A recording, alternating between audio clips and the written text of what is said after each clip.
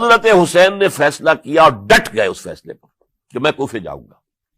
اب یہ بھی بات قرآن مجید میں آیا ہے، حضور سے خطاب کر کے فرمایا گیا فَإِذَا عَزَمْتَ فَتَوَكَّلْ عَلَى اللَّهِ، جب ایک مرتبہ آپ ایک ارادہ کر لیں تو پھر اللہ پر توکل کیجئے۔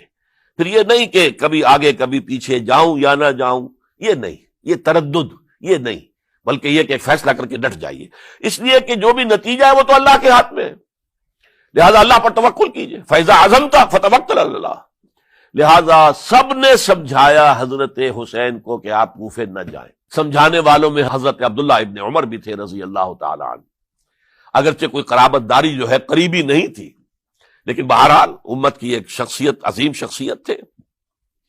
سمجھانے میں سب سے زیادہ زور صرف کیا ہے حضرت عبداللہ ابن عباس نے رضی اللہ تعالی عنہما۔ اور حضرت عبداللہ ابن عباس کون ہیں؟ ایک رشتے سے حضرت حسین کے چچا ہیں، ایک رشتے سے حضرت حسین کے نانا ہیں۔ کیوں؟ حضرت علی اور حضرت عبداللہ ابن عباس چچا زاد بھائی ہیں، عباس کے بیٹے، ابو طالب کے بیٹے، عباس اور ابو طالب بھائی ہیں، تو یہ فرسٹ کزن تھے حضرت علی اور عبداللہ ابن عباس رضی اللہ تعالی عنہ۔ لہذا انہوں نے جب کہا تو گویا کہ ایک چچا ایک بزرگ سمجھا رہا ہے، اور دوسرے رشتے سے حضور نانا تھے حضرت حسین کے، اور حضور بھی کزن تھے حضرت عبداللہ ابن عباس کے، چچا زاد بھائی ہیں۔ اس حوالے سے سمجھ لیجئے کہ حضور کے کزن نانا کے درجے میں آ گئے، تو یہ دو رشتے تھے حضرت عبداللہ ابن عباس کے، اور انہوں نے بڑی الہا و زاری کے ساتھ، بڑی اپنے مقام سے نیچے اتر کر خوشامد کی ہے، حسین خدا کے لیے باز آ جاؤ، حسین خدا کے لیے باز آ جاؤ، حسین اگر جانا ہی ہے تو اپنے بال بچوں کو لے کر نہ جاؤ۔ جس طریقے سے تمہارے باپ حضرت علی رضی اللہ تعالیٰ عنہ کو کوفہ کے اندر ذبح کر دیا گیا، کہیں ایسا نہ ہو کہ تمہیں بھی تمہارے بال بچوں کے سامنے ذبح کر دیا جائے، باز آ جاؤ۔ لیکن حضرت حسین اب اللہ کی طرف سے ان کے دل میں ایک ارادہ پختہ ہو چکا تھا، اور انہوں نے حضرت مسلم بن عقیل کو بھیجا تھا کہ جاؤ میری طرف سے کوفے والوں سے بیعت لے اور پھر مجھے اطلاع دو۔ وہ گئے، وہاں 12,000 افراد نے بیعت کر لی۔ اب ان کا خط آ گیا کہ یہاں تو فضا بالکل ہموار ہے، اتنے لوگوں نے بیعت کی ہے، باقی بھی جیسے ہی آپ سامنے آ جائیں گے سب بیعت کر لیں گے، لہذا یہاں پر وہ ریزسٹنس کے لیے گویا کہ ہمارے پاس طاقت اس کوفے کے اندر بہت مضبوط طاقت ہوگی کہ ہم یزید کی حکومت کے خلاف ریزسٹ کر سکیں۔ اس کے بعد ہوا کیا؟ یزید نے عبید اللہ ابن زیاد کو گورنر بنا کر بھیج دیا۔ یہ شخص تھا بہت ڈنڈا چلانے والا، اس نے سختیاں شروع کی تو بہت سے لوگ اس بیعت سے تائب ہو گئے، لیکن مسلم بن عقیل وہ میدان میں آئے، اور ان کے ساتھ ہزاروں آدمی آ گئے جنہوں نے بیعت کی تھی، ابھی تک بیعت پر قائم تھے، اور انہوں نے گورنر کے گھر کا گھیراؤ کر لیا۔ گورنر کے ساتھ 30-40 آدمی تھے کل، وہ چھتوں پر چڑھ گئے، وہاں سے پتھراؤ کیا، اور وہاں سے جو 30-40 آدمی کوفے کے تھے ان سے کہا تم اپنے اپنے لوگوں کو کہو کہ چلے جائیں واپس یہاں سے۔ انہوں نے اوپر سے کہنا شروع کیا، ڈرایا، بہت خوفناک نتیجہ نکلے گا، اب عبید اللہ ابن زیاد تم سب کو ہلاک کر دے گا۔ ایک ایک کر کے بھیڑ چھٹتی چلی گئی اور صرف چند افراد رہ گئے، اور اس کے نتیجے میں حضرت مسلم بن عقیل شہید کر دیے گئے، بلکہ ایک شخص حامی نے انہیں پناہ دی تھی کوفے میں، ان کو بھی قتل کر دیا گیا، شہید کر دیا گیا۔ اس پر یہ ہے کہ انہوں نے ایک شخص کے ذریعے سے پیغام دیا قتل کیے جانے سے پہلے کہ دیکھو میرا تو وقت آ گیا ہے، میں تو اب قتل ہو جاؤں گا، شہید کر دیا جاؤں گا، تو میرا پیغام حسین تک پہنچا دو رضی اللہ تعالی عنہ کہ یہاں یہ بغاوت ہو گئی۔ لوگوں نے، کوفیوں نے، الکوفی لا یوفی، کوفی جو ہے وہ پورا نہیں کرتا اپنے عہد کو اور وفا کو، اس کا ایک ثبوت ہمیں مل گیا ہے، یہ سب کے سب منحرف ہو گئے بیعت سے، آپ جہاں تک آ گئے وہاں سے واپس چلے جائیے۔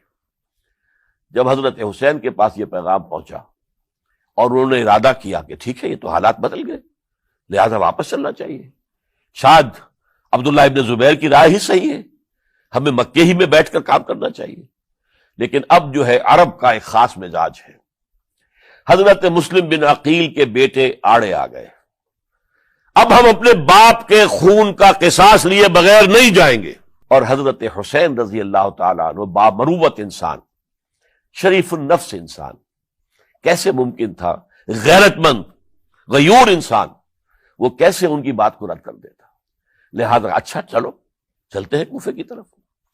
آگے بڑھتے چلے گئے, کربلا میں پہنچ گئے. جو کچھ وہاں ہوا ہے پھر آپ کو معلوم ہے. اس میں یہ بات ہے, پہلے 1000 کا لشکر بھیجا تھا عبید اللہ ابن زیاد نے, اس پر حضرت حسین رضی اللہ تعالیٰ عنہ نے جو باتیں کہیں وہ کچھ اثر انداز ہو گئی. ان کا افسر جو تھا حر بن یزید تمیمی, وہ بعد میں حضرت حسین کا حامی ہو گیا اور حضرت حسین کے ساتھ ہی اس کو بھی شہادت نصیب ہوئی. پھر دوسرے کو بھیجا عمرو ابن سعد. عمرو ابن سعد بھی ایک بڑی عظیم شخصیت کا بیٹا تھا. حضرت سعد ابن ابی وقاص جو فاتح ایران تھے اور جن کو غزوہ احد کے موقع پر حضور نے فرمایا تھا کہ اے سعد تیر چلاؤ, میرے ماں باپ تم پر قربان ہوں. جبکہ احد میں گھیراؤ کر لیا تھا حضور کا اور کفار قتل کرنے کے لیے ہجوم کر رہے تھے, اور کچھ حضرات تیر چلا چلا کے انہیں پھینک رہے تھے, دور جو ہے ہٹا رہے تھے. ان میں سے حضرت سعد ابن ابی وقاص بھی تھے. پھر وہ فاتح ایران تھے, اسی لیے گورنر بن گئے تھے ایران کے. سعد جو ہے ان کا بیٹے, یہ عمرو جو ہے یہ اب ایک بڑے صوبے کا گورنر بھی تھا. اس وقت 4000 آدمی دے کر بھیجا. وہ بھی نرمی کرتا رہا, اس نے کوئی تشدد نہیں کیا. اس کے اندر بہرحال اپنے عظیم باپ کے خون کا کچھ اثر تھا. لیکن یہ کہ پھر ابن زیاد کو اطلاع مل گئی کہ عمرو ابن سعد جو ہے وہ تو لے تو لال کر رہا ہے, حملہ نہیں کر رہا, قتل نہیں کر رہا, بلکہ یہ کہ وہ تو اس راستہ بھی دینے کے لیے تیار ہے کہ نہ مدینے کی طرف جائیے اور نہ آپ مکے کی طرف جائیے, نہ کوفے کی طرف جائیے, بلکہ آپ چاہے تو دمشق چلے جائیں, یزید سے اپنا معاملہ کر لیں. اس پر ابن زیاد نے پھر وہاں سے خط لکھا ہے, میں نے تمہیں اس کام کے لیے بھیجا تھا, میں نے تمہیں حکم دیا تھا حسین سے میری بیعت لو, یعنی میری بیعت کے ذریعے یزید کی بیعت لو اور اسے پکڑ کر لا کر میرے سامنے پیش کرو. لہذا پھر اس نے ایک بہت خونخوار شخص کو زیادہ فوج دے کر بھیجا ہے, اور وہ جو ہے اس نے آ کر جو ہے شمر نے پھر اس نے فیصلہ کن معاملہ کیا. حضرت حسین رضی اللہ تعالیٰ عنہ نے ان دنوں میں جو وہاں گزرے ہیں, جتنے بھی کوفی آئے ہوئے تھے نا, اکثر و بیشتر تو کوفے کے لوگ تھے, ان سے کہا کہ میں خود نہیں آیا, تم نے مجھے بلایا تھا. اے فلاں ابن فلاں, کیا تم نے مجھے خط نہیں لکھا تھا کہ آؤ؟ اے فلاں ابن فلاں, کیا تم نے مجھے پیغام نہیں بھیجا تھا کہ یہاں تشریف لائیے؟ اور دیکھو میرے پاس تمہارے خطوط موجود ہیں. وہ ایک تھیلا جس میں کہ خطوط ہے وہ ملا کے میدان میں رکھ دیا. یہ حضرت حسین رضی اللہ تعالیٰ عنہ کی شرافت اور اپنی صاف دلی, کوئی اس کے اندر عیاری نہیں تھی ان کے اندر, معاذ اللہ ثم معاذ اللہ. لیکن یہ کہ اس کا نتیجہ اچھا نہیں نکلا. نتیجہ کیا نکلا؟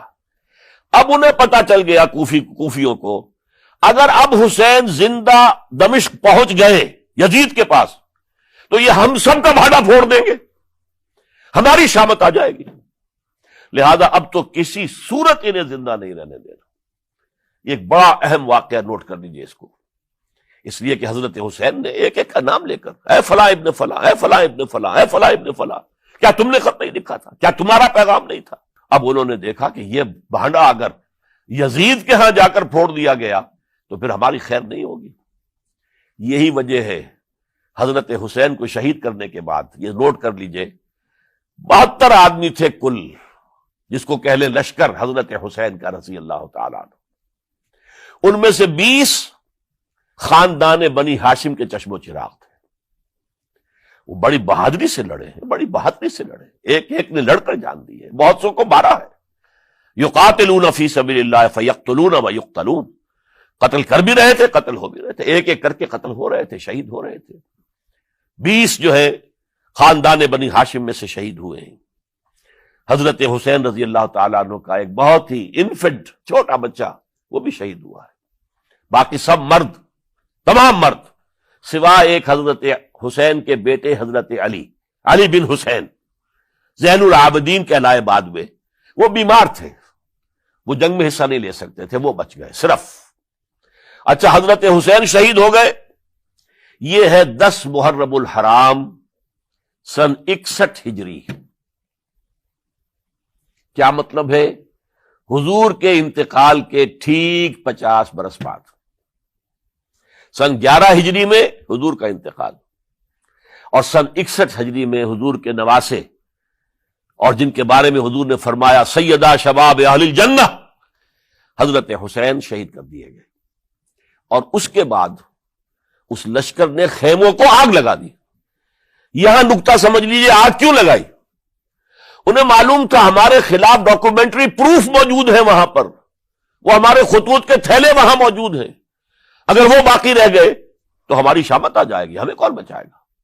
ورنہ ظاہر بات ہے کہ اگر تو وہ دشمنی کے انداز میں بات ہوتی تو خواتین کی بھی بے حرمتی کی گئی ہوتی، لیکن نہیں، کسی نے، ظاہر بات ہے کہ خانوادہ نبوت کی کسی خاتون کی بے حرمتی نہیں کی، قطعاً نہیں کی، قطعاً نہیں کی، قطعاً نہیں کی، لیکن خیمے جلانا ان کی ضرورت تھی تاکہ وہ ریکارڈ جو ہے ان کا وہ تلف ہو جائے، سارے خطوط جو ہیں وہ جل جائیں تاکہ ان کے خلاف ثبوت باقی نہ رہے۔ یہ عظیم سانحہ کربلا ہے۔